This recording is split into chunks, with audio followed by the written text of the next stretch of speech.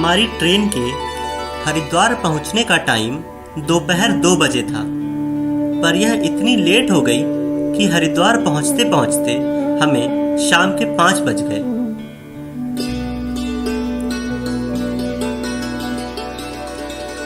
देश के अन्य स्टेशनों की तरह हरिद्वार स्टेशन भी अब काफी आधुनिक हो गया है।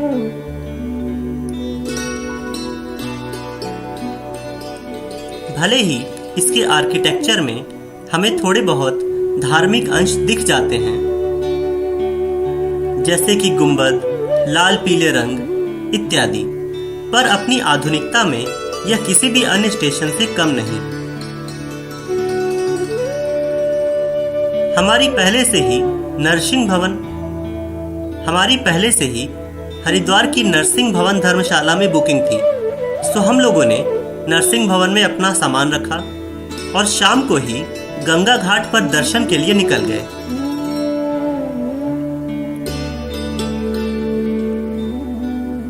शाम को हालांकि ठंड तो थी, क्योंकि हम दिसंबर के महीने में ट्रैवल कर रहे थे, पर यह ठंड भी कोई खास नहीं थी और घाट पर हमारे साथ ही बाकी अन्य दर्शनार्थी भी बड़े आराम से बैठे हुए थे।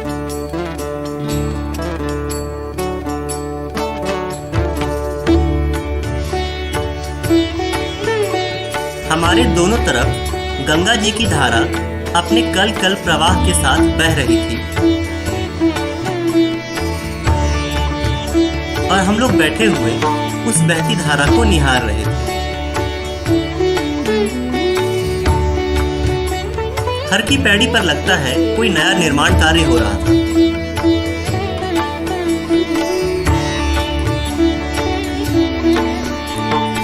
क्योंकि मैंने सुना है कि यहाँ कुछ साल पहले हुए एक लैंडस्लाइड में काफी नुकसान हुआ था, इसीलिए यहाँ पर घाट का और कुछ मंदिरों का मरम्मत का काम चल रहा था।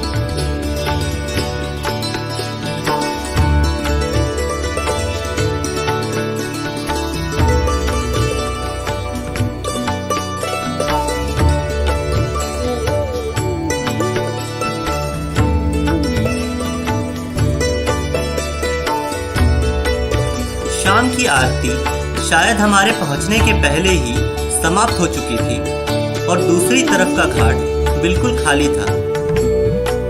पर इस ठंड में भी मुझे यह देखकर बड़ा आश्चर्य हुआ कि लोग गंगा जी के बर्फीले पानी में रात को भी नहा रहे थे।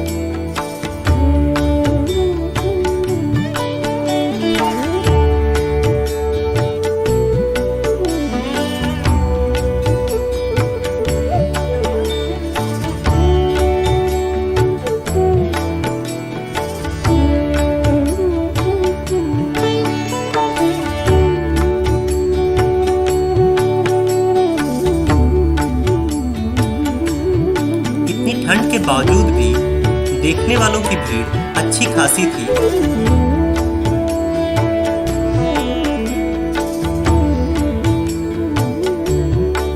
और हर की पैड़ी के आसपास मौजूद जो छोटा सा बाजार है, वहां भी ठीक ठाक चहल पहल थी।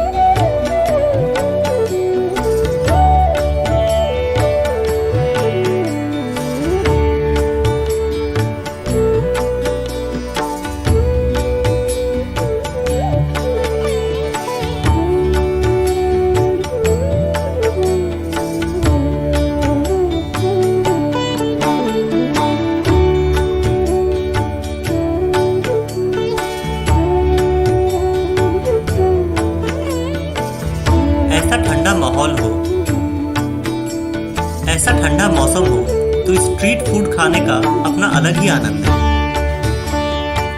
सो मैंने भी एक चाट ऑर्डर की और वहीं खड़े खड़े उसे खाया।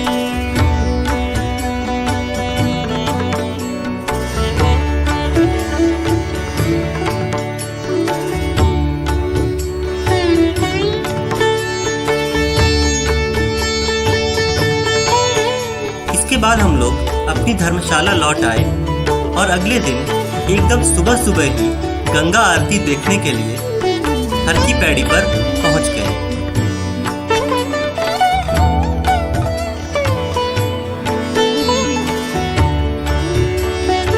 ठंड इतनी थी कि हम मुश्किल से ही अपने पैर जमीन पर रख पा रहे थे और जहाँ तहाँ जो एक दो चटाइयाँ वहाँ रखी हुई थी उन्हीं पर खड़े होकर थोड़ी राहत का अनुभव कर रहे थे। पर इतनी सुबह सुबह भी कई लोग गंगा जी में स्नान कर रहे थे, इतनी ठंड के बावजूद।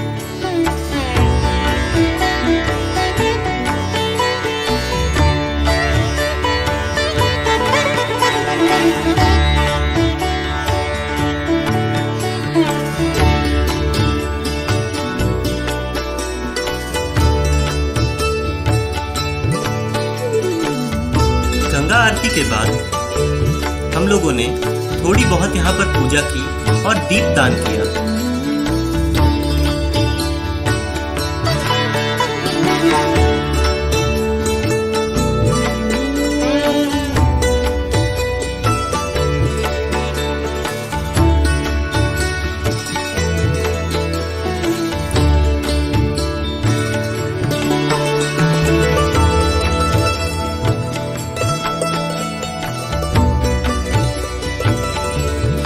हरिद्वार की दुकानों में आपको धार्मिक पूजा पाठ का सामान काफ़ी अच्छी मात्रा में मिल जाता है और काफ़ी अच्छी कीमतों में भी मिल जाता है।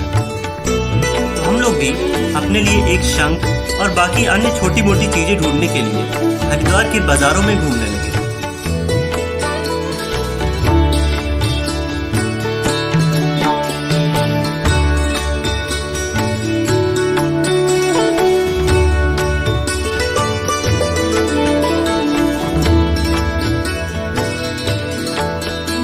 ऐसा लगता है जैसे यहाँ शंखों का तो अंबार लगा हुआ है, पर वे कितने असली हैं और कितने नकली इसका अंदाजा तो मुझे नहीं था। शायद कोई अच्छा जानकार ही इसके बारे में बता सकता था।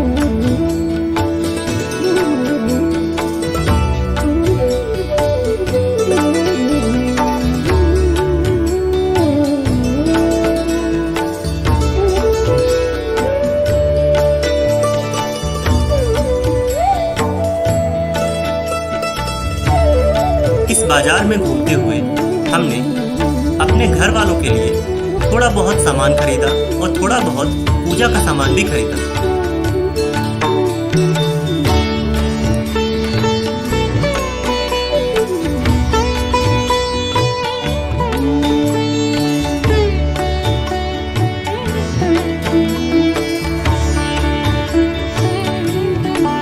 पूजा और दर्शन करना तो एक अलग बात है, पर शाम के समय किसी धर्म स्थल के बाजारों की रौनक कुछ अलग ही होती है। आप भी अगर हरिद्वार आए तो कम से कम थोड़ा समय निकालकर यहाँ के बाजारों में जरूर घूमें।